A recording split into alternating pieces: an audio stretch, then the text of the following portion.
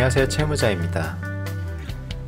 이번 영상은 제가 쭉 연재하고 있는 개인회생 신청부터 인가까지 후기 그 7번째 시간인 개인회생 개시결정입니다.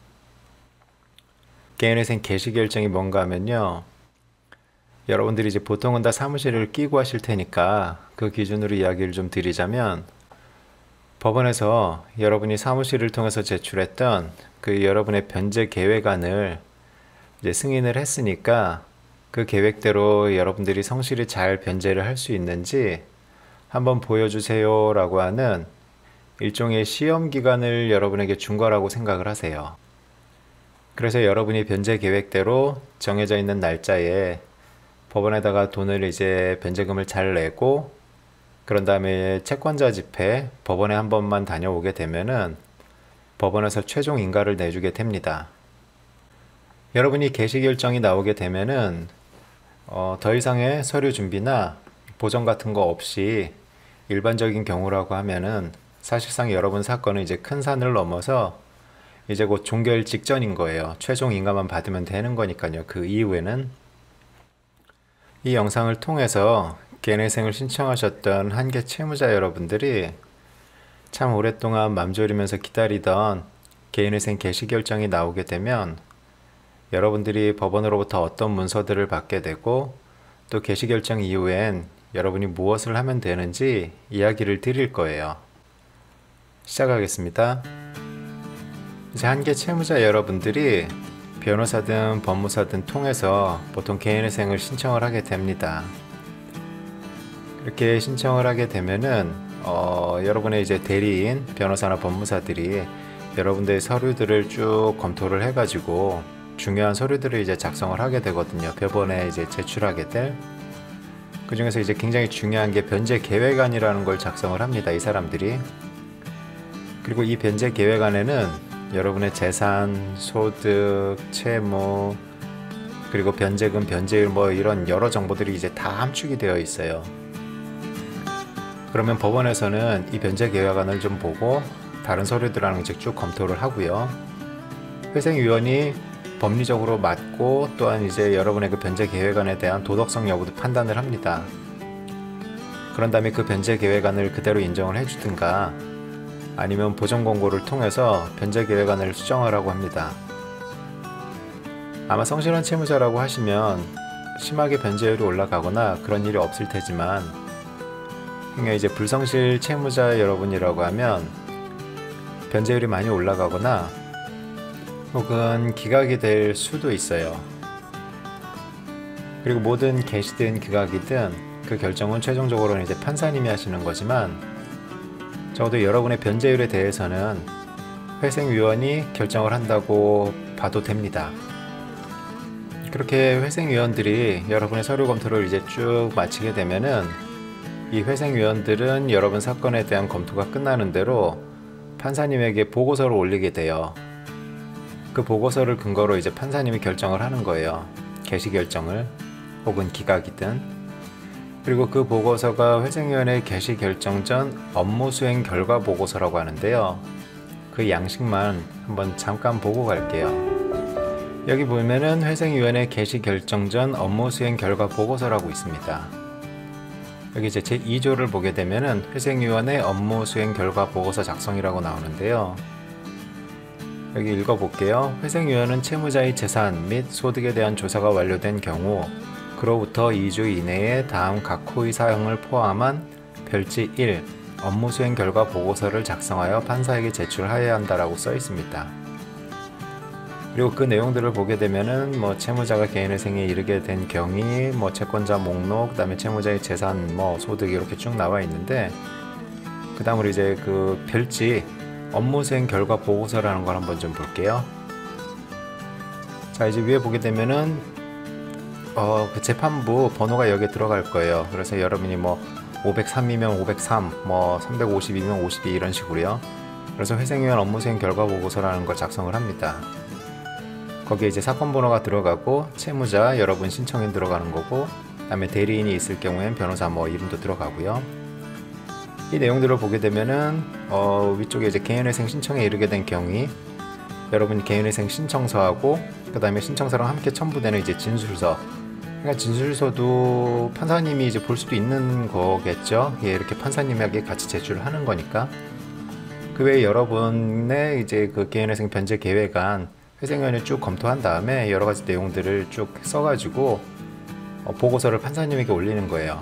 그러면 판사님이 보시고 개시 결정을 내든가 기각을 하든가 그렇게 할 겁니다.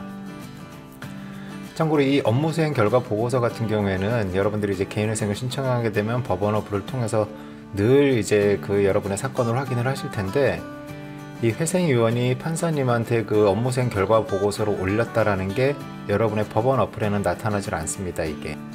그런데 그게 이제 제 다른 영상, 개인회생 이제 주요 과정 시간순 요약이라고 만들어 놓은 영상이 있거든요. 그 영상에서 한 5분 30초 그때쯤부터 보시게 되면은 그 업무수행 결과 보고서에 대한 이야기가 나오니까는 그 이제 영상 내용으로 이거에 대한 설명 대신 할게요. 자, 그리고 이제 실제로 제가 받았던 그 개인회생 개시 결정문하고 몇 가지 서류들을 좀 직접 볼게요. 이게 여러분이 이제 개시 결정을 받으면 그거를 사무실에서 이제 먼저 받게 되는 거죠. 법원에서 사무실로 이제 보내는 거고, 그럼 그 사무실에서 여러분에게 전달을 할 겁니다.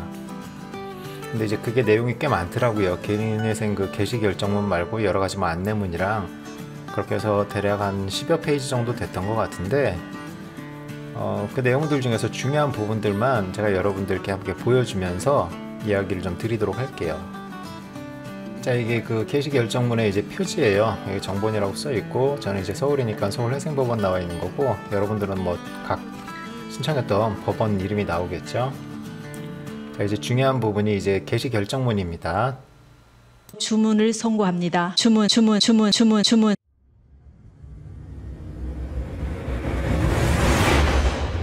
예, 채무자. 예, 이해되시죠? 그래서 개인회생을 신청하는 모든 다른 분들도 다 채무자입니다. 여기에 이제 제 주소, 신원 뭐 이런 거 들어가고, 제 사건을 이제 처리했었던 그 변호사의 이름도 여기 들어갑니다. 그리고 여기 이제 주문 내용을 볼게요. 이건 뭐 다 동일해요. 어떤 사람이든지 거의 다. 채무자에 대하여 개인회생 절차를 개시한다. 그리고 이번에 개인회생 채권에 관한 이의기간을 몇 월 며칠까지로 한다. 그러니까는 채권자 이의기간을 미리 이야기를 해주는 거예요. 이 개인회생 개시 결정문에. 그리고 여러분이 이제 개인회생 개시 받고 그 다음에 여러분 이제 채권자 집회라고 해서 법원에 한번 직접 출석을 해야 되는데, 그 날짜와 장소에 대해서도 안내를 해줍니다.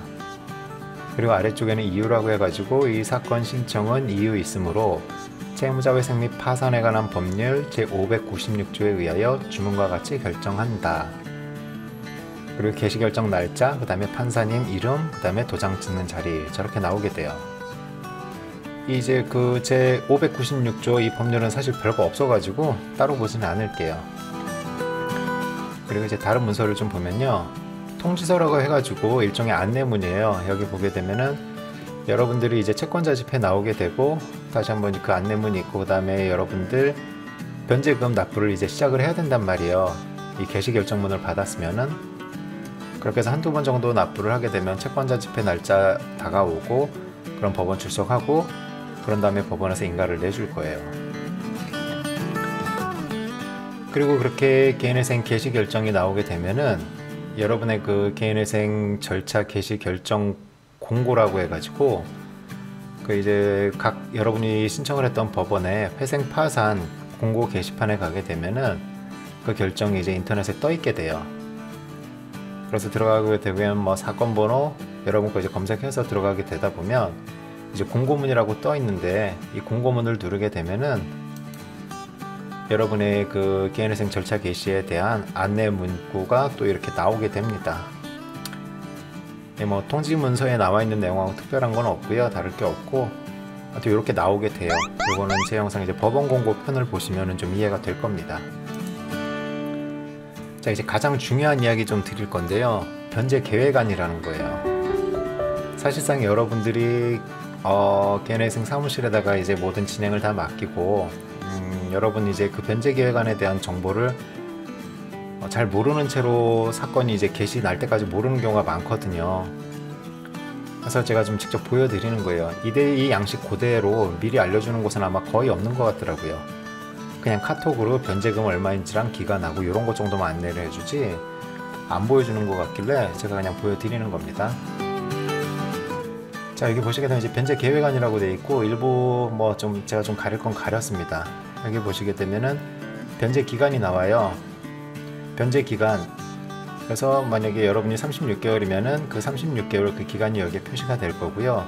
60개월이면 60개월 기간이 표시가 될 거고, 이쯤에서 여러분이 이제 궁금해 하실 수도 있거든요. 그 변제 그러면 시작되는 기간이 어떻게 되는 것인지 이렇게 설명을 드릴게요. 그냥 무조건 여러분이 개인회생을 신청하는 그 날짜에 석 달 뒤가 첫 개시일이라고 보시면 돼요. 첫 변제금 납부 시작일. 와우. 이것만 관련해도 뭔가 좀 설명을 드려야 될 내용들이 좀 꽤 많아지는데 그냥 묻지도 따지지도 말고 신청일 기준 석 달 뒤가 여러분의 첫 변제금 납부 시작일이라고 생각을 하시면 됩니다. 전국 어디나 공통이에요. 그 이유나 근거는 뭐 복잡한데 그냥 석 달 뒤라고 생각을 하시면 됩니다. 그래서 이게 이제 무슨 일이 생길 수 있나야 하면은요, 뭐 서울이나 수도권은 비교적 사건 진행 속도가 빠른 편인데 일부 지방법원, 이를테면 부산이나 춘천 이런 것들은 굉장히 사건 처리가 늦어요. 그래서 어떤 일이 생길 수 있는가 하면은, 이를테면 서울 같은 경우에는 만약에 5월 1일 날 개인회생을 신청을 했었으면은 그 석 달 뒤인 6, 7, 8월 1일이 첫 변제금 납부 시작일이 되거든요. 그리고 그런 상황이면은 서울의 기준이면은 5월 1일에 신청했으면 한 6월 중순이나 7월 중 뭐 이때쯤에는 개시 결정이 나오게 돼요. 그래서 여러분이 변제금 납부 시작일 이전에 개시 결정이 나오게 돼서 그냥 가만히 기다리다가 그 변제 계획안에 나와 있는 그 변제금 납부 시작일에 그냥 납부를 시작을 하면 되는데, 이야기 드렸던 것처럼 일부 지방법원들 사건 처리가 늦는 곳들은 여러분의 그 첫 변제 시작일보다 더 지나서 개시 결정이 나오는 경우들이 있어요. 그래서 5월 1일에 신청을 했고 8월 1일이 첫 변제금 납부 시작일인데 이게 막 9월이나 10월쯤에 개시 결정이 나오는 분들이 있습니다. 그러면 어떻게 되느냐? 개시 결정이 비록 늦게 나오기는 했지만 여러분의 변제 시작일이 8월 1일이기 때문에 8월 거, 9월 거 혹은 뭐 더 늦어지는 분들은 뭐 10월 거든 11월 거든 변제금 그 달달이 납부해야 될 걸 한 번에 모아서 법원에 납부를 해야 돼요. 그래야지 인가를 받을 수 있는 요건이 되는 거예요, 그게.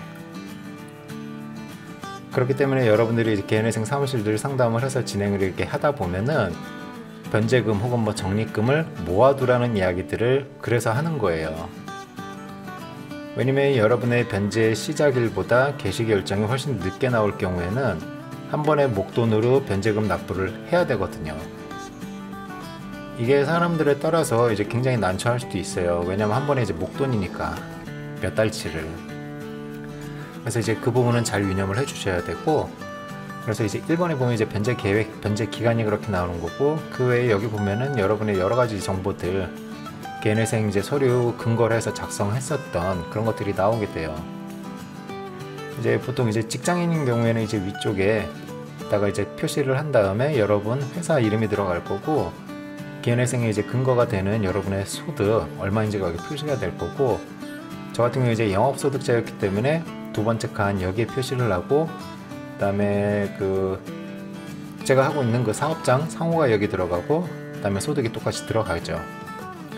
대부분의 경우 여기 그리고 뭐 이제 부양자 뭐 이렇게 뭐 1이든 3 뭐 이렇게 들어갈 거고, 생계비 여러분 2020년 기준 뭐 그 기준 생계비 1인이면 105만 4천 원, 뭐 2인이면 얼마 뭐 이런 식으로 들어가는 거고, 그런 식으로 여러분 개인회생에 관련된 소득, 재산 뭐 등등의 정보들이 여기 다 들어갑니다. 그 외에도 사실 여러 가지 것들이 있기는 한데요. 뭐 변제 계획안에 대해서는 제가 나중에 다른 영상을 한번 또 이야기를 드릴게요. 그리고 이 변제 계획안 같은 경우에는 어떤 자율 양식의 문서가 아니에요. 그냥 법원 양식이 딱 정해져 있습니다. 그래서 어떤 변호사 사무실이 되었든 어떤 법무사가 되었든 혹은 직접 진행하시는 나홀로 소송 신청인이 되었든 모두가 동일한 양식을 이용을 하게 되어 있습니다. 이게 양식이 신청인별로 다 다르면 법원에서 일을 못해요, 이게. 그래서 동일한 양식이라는 거 법원 가면 다운받을 수 있는 거. 그리고 다음 페이지 한번 좀 볼게요. 이게 이제 중요한 부분인데요. 개인회생 이제 변제 예정표라고 해가지고 여러분이 이제 달달이 내는 돈 그거랑 그 다음에 개인회생 채권자 목록에 올라있던 여러분의 채권자들에게 여러분이 내는 변제금이 얼마씩이 뭐 이렇게 다 나누어지는지 그런 것들을 보여주는 정보예요. 그리고 여기에 최종적으로 이제 여러분의 그 변제율도 나오게 됩니다. 변제율이랑 변제금 뭐 그 다음에 청산가치 등등 나오는데 이건 역시도 제가 한번 다른 영상으로 이야기를 드릴 거고, 그리고 이제 행여나 궁금해하시는 분들이 있을지도 몰라서 딱 이것만 좀 보여드리겠습니다.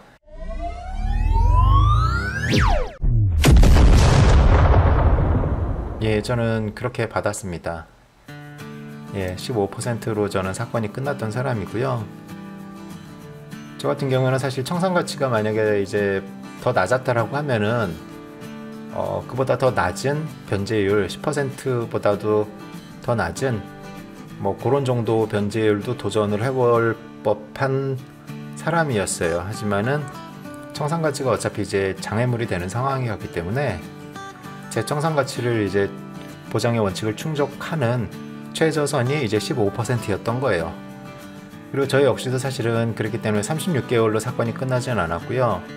그보다 조금 더 청산가치 보장의 원칙을 충족하기 위해서 기간이 아주 조금 더 늘어난 상태로 개시인가를 받은 사람입니다. 그리고 여러분이 이제 그 법원 개시 결정문이나 이런 거 오게 되면은 최초로 이제 여러분들이 아마 보게 될 거예요. 여러분이 어느 금융사에 얼마의 빚을 지고 있었는지 등등의 정보들, 그런 게 이제 쭉 나오게 되는 개인회생 채권자 목록도 이때 받게 됩니다. 아마 이제 금융사, 그러니까 여러분에 대한 채권자가 많을 경우에는 이쪽에 이제 채권 번호가 늘어나면서 페이지가 막 넘어가게 될 거예요. 예, 저 같은 경우도 뭐 2페이지로 넘어갔는데 그냥 이것만 일단 보여드리는 겁니다. 다시 한번 이제 결론적으로 이야기를 드리자면은 개인회생 개시 결정이 나오면 여러분 사건은 큰 산을 넘었다는 것이고, 그 다음엔 여러분 날짜에 그 변제 개요관에 써 있는 대로 변제금 납부 시작하시면 되고, 그로부터 한두 달 정도 뒤에 채권자 집회 법원 출석 한번 하고 나면은 인가를 받게 되는 거예요.